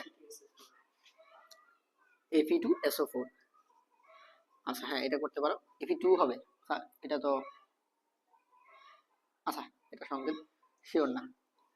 আর এরপর হচ্ছে ধরো তুমি কলম বলতেছে না, ওয়েট, সোডিয়াম সালফেট করতে পারো, বা সোডিয়াম কার্বনেট, সোডিয়াম কার্বনেট, ঠিক আছে?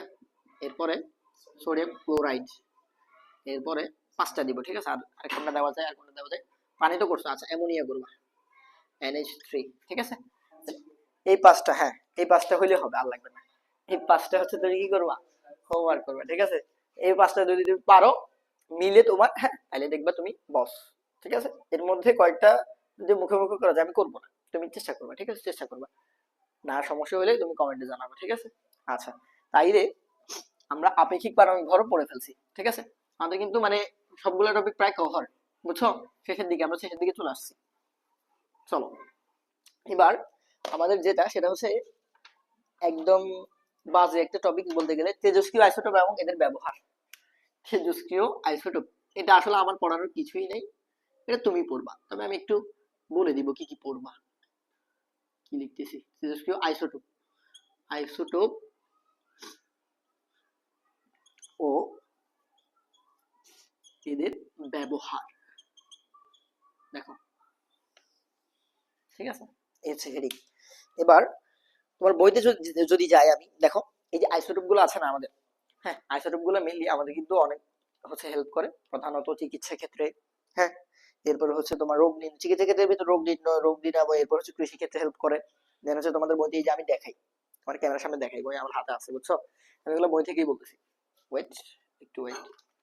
দেখো, প্রথমত হচ্ছে তুমি কি পড়বা, যেমন ঠিক এই যে আইসোটোপের আগে এই যে কয়টা আইসোটোপ, এখানে ইম্পর্টেন্ট হচ্ছে 3000 সংখ্যক থেকে বেশি আইসোটোপ কি সম্বন্ধে বর্তমানে জানা গেছে, এটা ইম্পর্টেন্ট, সংখ্যাটা মনে রাখবো 3000 থেকে বেশি, ঠিক আছে। আচ্ছা, একটা গেল। এরপরে কোন কোন সেক্টরে ব্যবহার করা যায় আইসোটোপটা ব্যবহার হয় না, প্রধানত চিকিৎসা ক্ষেত্রে, এরপরে কৃষি ক্ষেত্রে, ঠিক আছে। প্রধানগুলো আগে মাথায় রাখবে, এরপরে বিদ্যুৎ উৎপাদন, বিদ্যুৎ উৎপাদনে, ঠিক আছে, এই তিনটাই দিছে বইয়ে। চিকিৎসা ক্ষেত্রে, কৃষি ক্ষেত্রে, বিদ্যুৎ উৎপাদনে। চিকিৎসা ক্ষেত্রে কি কি, রোগ নির্ণয়, রোগ নিরাময়, রোগ নির্ণয়, রোগ নিরাময়। তবে এখানে যে জিনিসটা মাথায় রাখবে সেটা হচ্ছে এই যে এই পদ্ধতিতে, হ্যাঁ, ইনজেকশনের মাধ্যমে তেজস্ক্রিয় আইসোটোপ টেকনিশিয়াম 99 অর্থাৎ 99 টিসি কে শরীরের ভিতরে প্রবেশ করানো হয়। তার মানে হচ্ছে আইসোটোপ ব্যবহার করে রোগাক্রান্ত স্থানের ছবি তোলা সম্ভব, বুঝছো নি। আইসোটোপ ব্যবহার করে তোমার শরীরে ধরো একটা জায়গায় রোগ হয়েছে, ওই রোগটার তুমি চাইলে কি করতে পারবা, চাইলেই ছবি তুলতে পারবা, বুঝছো। আর ওই ছবি তোলার জন্য কোনটা ব্যবহার করা হয়, কোন আইসোটোপ, আইসোটোপ টেকনিশিয়াম 99 অর্থাৎ এটাকে 99 টিসি দ্বারা প্রকাশ করা হয়, এটা ইম্পর্টেন্ট, এটা মাথায় রাখবা, ঠিক আছে। এরপরে এই যে টেকনিশিয়াম 99 না, এর লাইফ টাইম কয় ঘন্টা, 6 ঘন্টা, এর লাইফ টাইম কত, 6 ঘন্টা, মানে হচ্ছে এটা 6 ঘন্টা পর্যন্ত কাজ করতে পারে। এরপর রোগ নিরাময় ব্যবহার করা হয়, রোগ নিরাময় একটু পড়বা, এখানে এত ইম্পর্টেন্ট কিছু নাই। এরপরে কৃষি ক্ষেত্রে পড়বা যে ফসলের পুষ্টিতে, এটা বানায় বানায় লেখা যায়, ক্ষতিকারক পোকামাকড় নিয়ন্ত্রণ করতে এগুলো ব্যবহার করা, ফসলের মান উন্নয়ন করতে আইসোটোপ ব্যবহার করা, বুঝছো। আচ্ছা, এরপর বিদ্যুৎ উৎপাদনে এটা একটু পড়ে নিবা, ঠিক আছে। এরপর আইসোটোপের কি, তেজস্ক্রিয় আইসোটোপের প্রভাব যেটা, এটা বলবা আর কি, যে আইসোটোপের ফলে কি হচ্ছে, আমাদের পরিবেশ দূষিত হচ্ছে, হ্যাঁ। এরপর হচ্ছে আইসোটোপের কারণে কি হচ্ছে, তোমার এই যে হিরোশিমা এবং নাগাসাকিতে পারমাণবিক বোমার বিস্ফোরণ ঘটছে, ঠিক আছে। এরপর কয়েক লক্ষ, এর ফলে কি হচ্ছে, মানুষের জীবন চলে যাচ্ছে, ঠিক আছে। তাহলে এরই মাধ্যমে কিন্তু আমাদের চ্যাপ্টার শেষ, এরই মাধ্যমে কি চ্যাপ্টার শেষ, বুঝছো। চ্যাপ্টার কিন্তু এন্ড হয়ে গেছে, এন্ড। এবার আমি তোমাদেরকে একটা একটা সিকিউ সলভ করবো, একটা বেশি না, ঠিক আছে। একটা সিকিউ সলভ করে হচ্ছে ছেড়ে দিব, একটা সিকিউ সলভ করলে তোমার হচ্ছে মোটামুটি সবই কাভার হয়ে যাবে, বুঝছো। আচ্ছা, দেখো, তাইলে এই সিকিউটা তোমাদের বইয়ে পাবা না, এটা আমি মিক্স করে আমি নিজে তৈরি করে দিব আর কি। তো আমার সাথে তুমি লিখো, এই সিকিউটা লিখো, ঠিক আছে। তাহলে বুঝছো তো আইসোটোপের ব্যবহার যেটা, এটা নিয়ে টেনশন খাওয়ার কিছু নাই, তুমি রিডিং করলেই পারবা। যে জিনিসগুলো দেখা দিলে বইয়ে, ওইগুলো একটু দেখে নিবা, ঠিক আছে। তো দেখো, প্রথমে সিকিউটা তো বলতেছে যে এটা আমি করাবো না, জাস্ট প্রশ্ন লিখবো, এরপর কিভাবে করবা দেখা দিব, ঠিক আছে, তুমি নিজে করবা, পারবা তুমি। দেখো, পরমাণুর মডেল,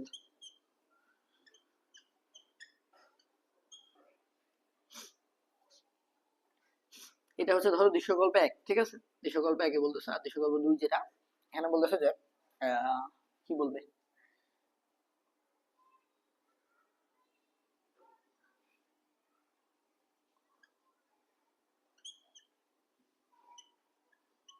অভ্যন্তরীণ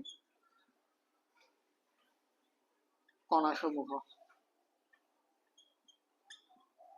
এবং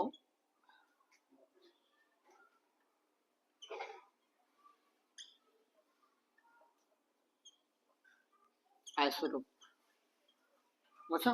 এই হচ্ছে উদ্দীপক। দেখো, উদ্দীপক 1 বললো জাস্ট পরমাণুর মডেল।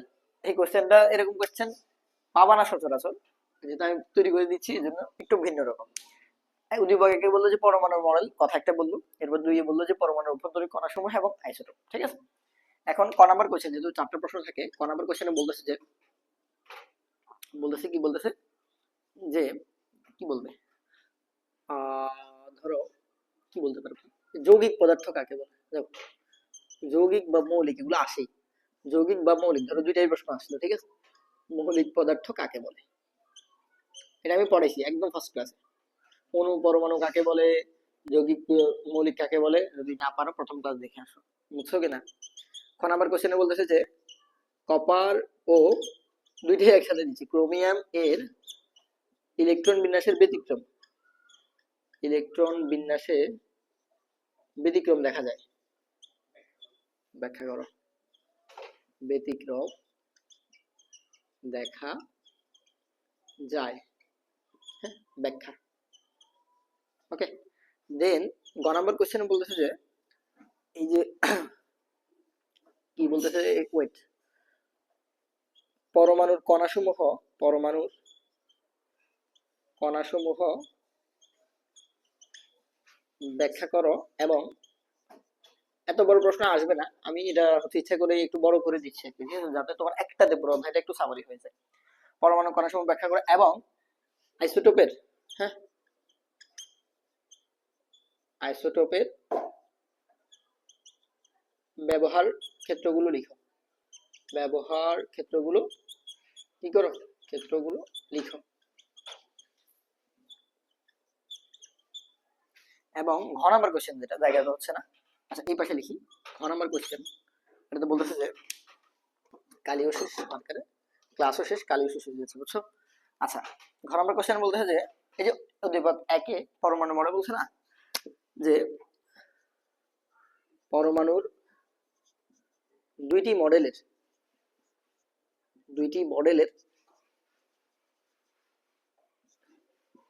কি করো, তুলনা করো। বলতেছে যে কি তুলনা করতে, তুলনা করো, বুঝছো? তুলনাটা তুমি একটু মানে বিস্তর ভাবেই করো অবশ্যই, যেহেতু ঘতে আসছে 4 মার্কের, 4 মার্কসের জন্য। ওকে, তাহলে দেখো কিভাবে করবে একটু বলে দিই। প্রথমে বলো যে যৌগিক বা মৌলিক পদার্থ কাকে বলে, পারো? পারবা যদি প্রথম ক্লাস করে থাকো, ঠিক আছে, আমি বলবো না এখন। কপার এবং ক্রোমিয়ামের ইলেকট্রন বিন্যাসে ব্যতিক্রম দেখা যায়, ব্যাখ্যা করো। একদম এই ক্লাসের ফার্স্টে করাইছি, বুঝছো কিনা? এখনো যদি না পারো, টেনে একদম আবার শুরুতে যাও, আবার করে এখানে চলে আসো, ঠিক আছে? 1 নম্বরে কি বলছে, যে পরমাণুর কণাসমূহ ব্যাখ্যা করো, মানে হচ্ছে ইলেকট্রন, প্রোটন এবং নিউট্রন ব্যাখ্যা করতে বলছে এখানে। তো ব্যাখ্যা করবা চার্জ, এদের হচ্ছে কি আছে, আধান, হ্যাঁ, একটা বক্স করে দিয়েছিলাম না, ওটা ব্যাখ্যা করবা। দেন হচ্ছে এই নিউটন, আধান নিরপেক্ষ, আধান, চার্জ, ভর, এগুলোই ব্যাখ্যা করবো, ঠিক আছে? আচ্ছা, গত ক্লাসে এগুলো করাইছি। এবার আইসোটোপের ব্যবহার ক্ষেত্রগুলো লিখো, হ্যাঁ, এবং আইসোটোপের ব্যবহার ক্ষেত্রগুলো, মানে হচ্ছে একটু আগে যেটা বলছিলাম বইতে, এটা কিন্তু ইম্পর্টেন্ট, আসতে পারে কিন্তু পরীক্ষায়, ঠিক আছে? এটা রিং পড়লে তুমি পারবা। আইসোটোপে এই যে কৃষি ক্ষেত্রে ব্যবহার, চিকিৎসা ক্ষেত্রে, এরপরে কি বিদ্যুৎ উৎপাদনে, এই 3টা ব্যবহার লিখে দিবা। তোমার মতো করে তুমি একবার পড়লে রেডি করলে পারবা, বানাই লিখে দিবা। ওকে, দেন বলছে যে পরমাণু দুটি মডেলের তুলনা করো, মানে কি রাদারফোর্ড পরমাণু মডেল, এই আজকের ক্লাসে যা করেছিলাম, এবং বোর পরমাণু মডেল তুমি তুলনা করবা, যে রাদারফোর্ড পরমাণু মডেল কি বলা হয়েছে, বোর পরমাণু মডেল। এরকম তুলনার প্রশ্ন আসলে মাথায় রাখবা, এভাবে করবা যে মাঝখানে একটা দাগ দিয়ে এখানে একটা লিখবা, এখানে একটা লিখবা, দুইটা পরমাণু মডেল, এরপর ব্যাখ্যাগুলো করবা, ঠিক আছে? ব্যাখ্যাগুলো করবা এবং অবশ্যই এখানে বেশি করে ব্যাখ্যা দিবা। চেষ্টা করবা 6 থেকে, এখানে 6 থেকে 7টা পয়েন্ট দিতে, হ্যাঁ, এই পরমাণু মডেল এখানে 6 থেকে 7টা পয়েন্ট দিতে। কেন? কারণ এটা 4 মার্কসের জন্য আসছে। যদি 2 মার্কসের জন্য আসে এগুলা, তাহলে দুইটা পয়েন্ট দিবা, বুঝছো কিনা? এরকম তুলনা 2 মার্কসের জন্য আসতে পারে, তাহলে তুমি দিবা 2টা করে পয়েন্ট। আর যদি 4 মার্কসের জন্য আসে, অবশ্যই 6 থেকে 7টা পয়েন্ট দিবা। তাহলে তোমার 4 মার্কসের ভিতরে অন্তত 3 তো দিবেই, মাস 4ও দিয়ে দিতে পারে, ঠিক আছে? আচ্ছা, তাইলে এর মাধ্যমে আমাদের পদার্থের গঠন চ্যাপ্টারটা শেষ, আলহামদুলিল্লাহ। তোমরা এর পাশাপাশি এই ক্লাস তো করলেই শেষ হবে না চ্যাপ্টার, এই ক্লাসগুলোর পাশাপাশি তোমরা হচ্ছে এমসিকিউ এবং হচ্ছে সিকিউ গুলা তোমাদের বই থেকে হচ্ছে প্র্যাকটিস করবে, তাহলেই দেখবা তোমার একটা চ্যাপ্টারের পূর্ণাঙ্গ প্রস্তুতি হয়ে যাবে ইনশাল্লাহ। এবং সামনে যেহেতু এসএসসি পরীক্ষা, সবার জন্য শুভকামনা থাকবে, ঠিক আছে? এই বলে হচ্ছে শেষ করতেছি। আর নেক্সট কিন্তু আবার এইভাবে কিন্তু হচ্ছে আমাদের টুসের প্লেলিস্ট চলতে থাকবে, সবগুলো চ্যাপ্টারের টুসের হচ্ছে ক্লাস তোমরা পেয়ে যাবা। তো আমাদের ফেসবুক এবং ইউটিউবে হচ্ছে অবশ্যই পাশে থাকবা। ধন্যবাদ সকলকে, আল্লাহ হাফেজ।